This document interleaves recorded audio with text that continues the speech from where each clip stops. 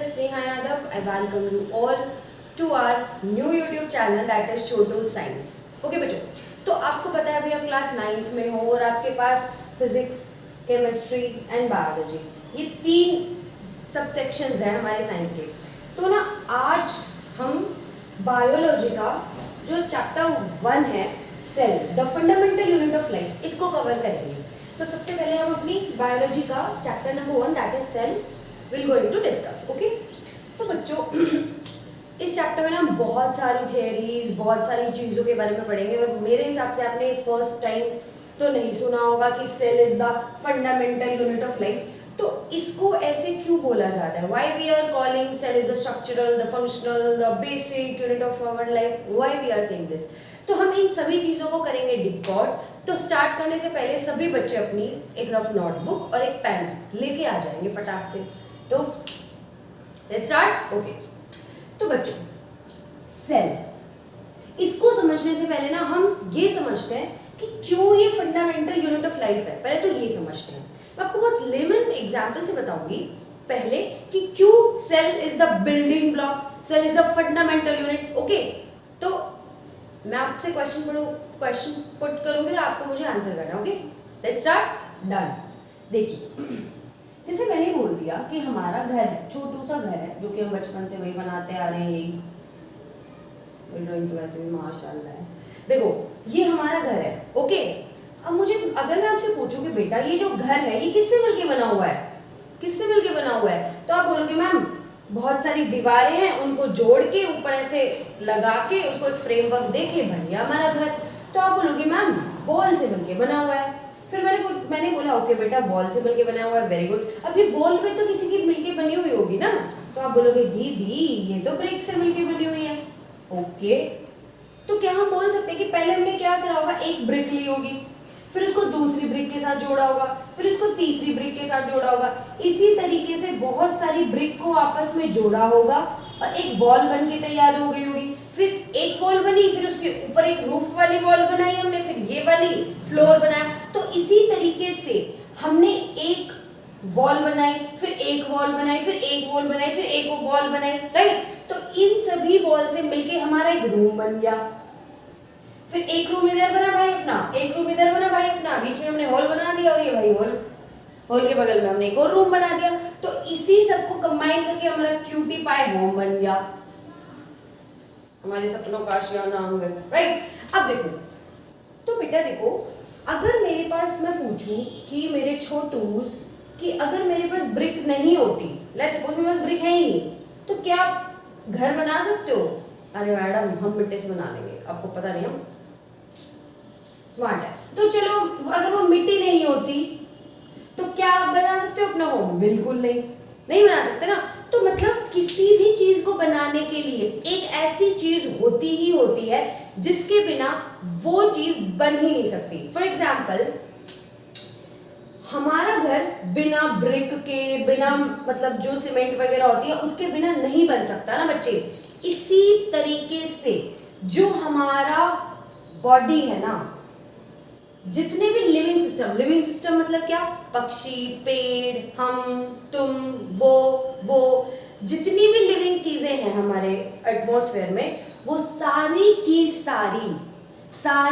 सारी without cell के बन ही नहीं सकती। मैम इसको तो प्रूफ करो आप, हमें समझ नहीं आ रहा। ओके, मैं आपको प्रूफ करती हूँ। देखो बच्चे, होता क्या है इन जनरल, हमारा ना एक सेल होता है छोटू सा, ये क्यूटी पाई हमारा एक सेल है, ठीक है। ये जो क्यूटी पाई हमारा छोटू सा सेल है, ये सेल एक दूसरे सेल के साथ जुड़ करके जुड़ता है।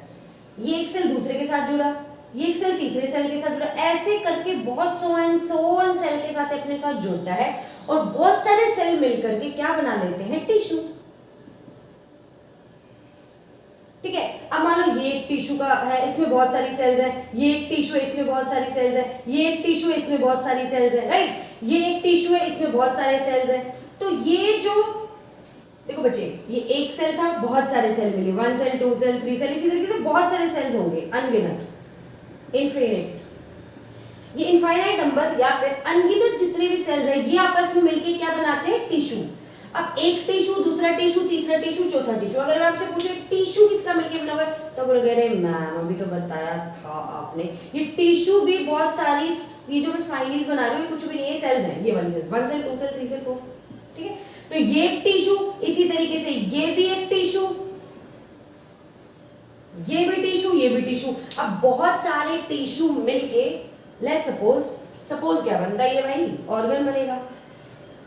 सो बहुत सारे टिश्यूज मिलके क्या बनाते हैं, organ. For example liver, for example heart, for example skin, for example lungs, for example kidney, for example gall bladder, for example stomach, etcetera etcetera etcetera, ठीक है। फिर बहुत सारे ऑर्गन ना बच्चे आपस में एक दूसरे के साथ हेल्प कर करके एक दूसरे के साथ काम करते हैं। जैसे फॉर एग्जांपल मेरे को कुछ मतलब मम्मी आज घर पे नहीं है और हम 3 बहन भाई हैं, तो हम क्या करते हैं, भाई तू ये कर लियो, तू ये कर लियो, मैं ये कर लूंगा, है ना। इसी तरीके से ऑर्गन, जितने भी ऑर्गन्स होते हैं ना बेटा, कोऑर्डिनेटेड फैशन में काम करते हैं, मतलब एक दूसरे की हेल्प से ये काम करते हैं। जैसे मान लो हम खाना खाते हैं, आपको पता है माउथ भी हेल्प करता है डाइजेशन में, फिर हमारे एलिमेंट्री के नाल से फिर हमारे छोटू से पेटू में जाता है, पेटू में भी डिशुम डिशुम डिशुम होती है खाने की, तो हमारे खाने को डाइजेस्ट करने में हमारे बहुत सारे ऑर्गन हेल्प करते हैं, like liver, like stomach, like gall bladder, like pancreas. तो एक चीज को काम करने के लिए बहुत सारे ऑर्गन हेल्प कर रहे हैं एक दूसरे की।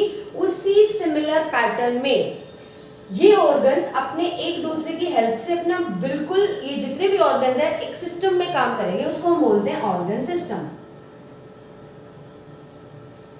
ठीक है। और जब ये ऑर्गन सिस्टम एक अच्छी तरीके से काम करते हैं तो हमारा ऑर्गेनिज्म बन जाता है, कोई भी ऑर्गेनिज्म, बिल्ली, कैट, बफलो, काउ, इंसेक्ट्स, जितने भी ये सबका ये ऑर्गेनिज्म में हम सारे आ गए, living system, plant, animals, rabbit, horse, donkey, buffaloes, cows etcetera, okay. तो अब मुझे बेटा एक बात बताओ, मैं दोबारा से सम अप कर रही हूँ। देखो एक सेल आया था, छोटू सेल, क्यूटी सेल, ये स्माइली वाला सेल, इस सेल ने भाईचारा बनाया दूसरे सेल्स के साथ, लो भाई हम तो अपने सिस्टम बैठाएंगे यहाँ पे। तो बहुत सारे सेल्स आए, उन्होंने आपस में ज्वाइनिंग करी, ये आपको बाद में समझाएंगे ज्वाइन कैसे करते हैं, हम आगे सीखेंगे। बस अभी फिलहाल इतना समझो कि एक सेल था, दूसरा सेल है, तीसरा, चौथा, पांचवा, बहुत सारे सेल मिलके क्या बनाएंगे बेटा, वेरी गुड, टिश्यू, टिश्यू बन गया। अब देखो ये एक टिश्यू का थैला, दूसरा पैकेट ऑफ टिश्यू, तीसरा packet of tissue, fourth packet of tissue, ये टिश्यू आपस में कंबाइन होकर क्या बनाएंगे माय डियर छोटूस, very good, organ. Organ liver भी बन सकता है, हार्ट भी बन सकता है, किडनी भी बन सकता है, stomach, gall bladder, pancreas, etcetera etcetera etcetera, okay. और अब ये ऑर्गन अकेला तो भाई देखो कोई धरती पे नहीं जी सकता, सबको एक ना एक की हेल्प तो चाहिए होती है, राइट। तो ये ऑर्गन एक दूसरे की हेल्प करके, एक दूसरे के साथ मस्त मौजी काम करके एक सिस्टम ऑर्गेनाइज कर लेते हैं, जिसे हम बोलते हैं ऑर्गन सिस्टम। और जब वो ऑर्गन सिस्टम वेल डिफाइन हो जाता है तो वो प्रॉपर्ली एक ऑर्गेनिज्म बन जाता है। तो जैसे देखो बेटा, अभी हमने घर बनाया था, ठीक है, बिना ब्रिक के, बिना सीमेंट के हमारी दीवारें नहीं बन पा रही थी, और बिना दीवारों के कमरे नहीं बन पा रहे थे, और अगर कमरे से कमरा नहीं जुड़ा और उससे पूरे बहुत सारे कमरे नहीं जुड़े तो मेरा घर नहीं बन पा रहा था, राइट। तो हमने बोल दिया था कि जो ब्रिक्स हैं, मान के चलो इसके बिना काम नहीं हो पा रहा था, तो मैंने बोल दिया था कि जो ब्रिक है ना मेरे घर की फंडामेंटल यूनिट है, मतलब बिना ब्रिक के तो काम बिल्कुल नहीं हो सकता भाई, समझ में आ रही है। उसी तरीके से इन अ सिमिलर फैशन, देखो अगर मेरे पास सेल नहीं होता तो क्या टिश्यू बनता, नहीं जी, टिश्यूज ही नहीं होते तो ऑर्गन बनता, क्या ऑर्गन्स ही नहीं होते तो क्या ऑर्गन सिस्टम बनता, नहीं, और ऑर्गेनिज्म तो बन ही नहीं पाता ब्रो।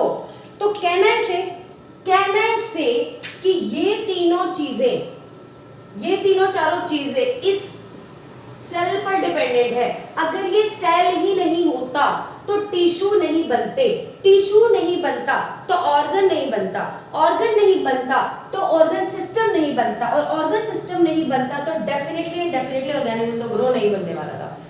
तो इसी रीजन से सेल को the fundamental unit of life बोला जाता है बच्चे, इजी। अब देखो ये जो हमारे सेल होते हैं ना, ये अलग अलग फोटोज के हो सकते हैं, लाइक हम सबकी शक्लें सेम नहीं होती है ना, जैसे हम सब एक जैसे नहीं हो सकते, उसी तरीके से जो सेल है हमारा, उसकी शेप, साइज अलग अलग हो सकता है, ठीक है।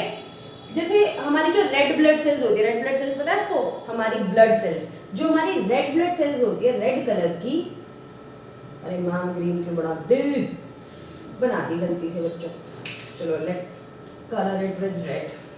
तो इसकी जो रेड ब्लड की सेल, मतलब जो रेड ब्लड सेल्स है उनकी सेल्स की शेप कैसी होती है, वो बाइकॉनकेव होती है। कैसी होती है, बाइकॉनकेव, ऐसी सी होती है, ऐसी बाइकॉनकेव, ठीक है। अब जो हमारा ब्रेन होता है ना बच्चे, ब्रेन, दिस ब्रेन, इस ब्रेन की भी खुद की सेल्स होती है। कौन सी, ब्रेन सेल, उनको क्या बोलते हैं, न्यूरॉन्स। अभी फिलहाल के मैंने बुचू डायग्राम बना रही हूँ।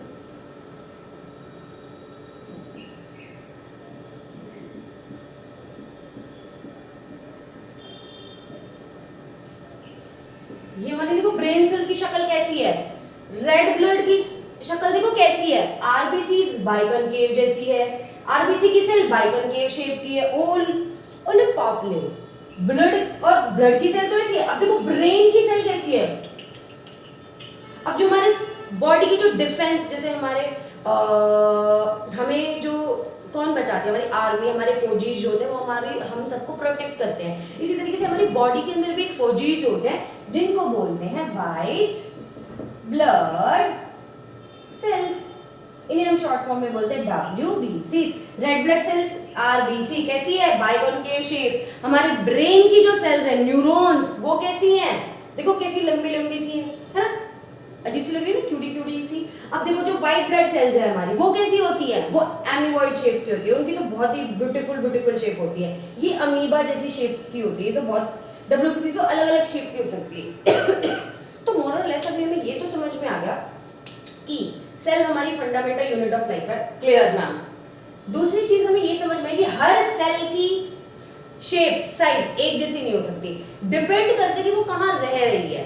अगर वो उसको आरबीसी की तरह काम करना है तो उसे बाइकॉनकेव होना पड़ेगा, अगर उसको ब्रेन की सेल्स की तरह काम करना है तो उसे लंबा लंबा ऐसे बनना पड़ेगा, ऐसे डिजाइन ही बनना पड़ेगा। अगर उसको शक्तिमान बनना है तो उसको एमीबॉइड शेप बनना पड़ेगा। तो हर सेल का अपना अलग अलग शेप साइज हो सकता है। सॉरी। तो आज के सेगमेंट में हमें ये समझ में आना चाहिए था कि cell is the fundamental unit of life. क्यों, सेल की अलग अलग शेप साइज हो सकती है। तो आई होप कि आपको ये वाला सेगमेंट बहुत पसंद आया होगा। In the next video, in the next part of the cell वाला unit, I will going to teach you the discovery of cells, right? So till there, if you like my videos, so do like, share and subscribe my channel. Thank you so much.